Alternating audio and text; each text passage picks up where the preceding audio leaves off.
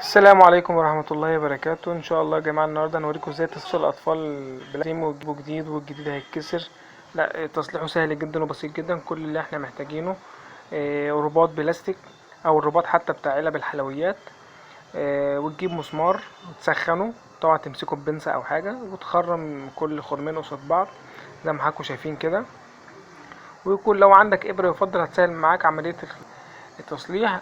او لو مفيش ممكن بسن مفك ولا حاجة تدخل الخيط يمين شمال يمين شمال لحد ما يبتدي يتربط معاك كويس جدا زي ما حضراتكم شايفين كده.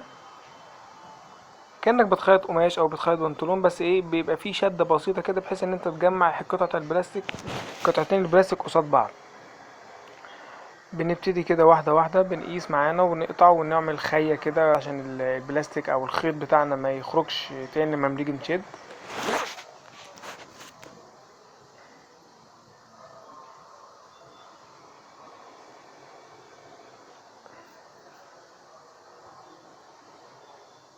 ونبتدي نخيط بشكل عادي جدا وسهل جدا، كل فتحتين قصاد بعض نفضل نشد ونعمل لحد ما نجمع البلاستيك بشكل قوي وبشكل متين. وبعد ما بخلص خالص الموضوع ده ببتدي اقفله ب...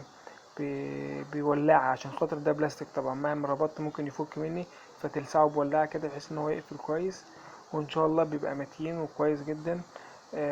وتعيد عليها مرة، يعني تدخل الخيط من هنا وتطلعه من هنا وتدخل الخيط من هنا وتطلعه من هنا لحد ما تلاقيها متينة معاك بشكل قوي. تمام. الخيط ده بيبقى جامد جدا، والموضوع بتاعه سهل، والموضوع تصليح الكرسي سهل جدا.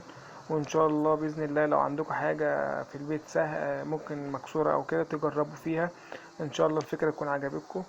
اسيبكم والسلام عليكم ورحمه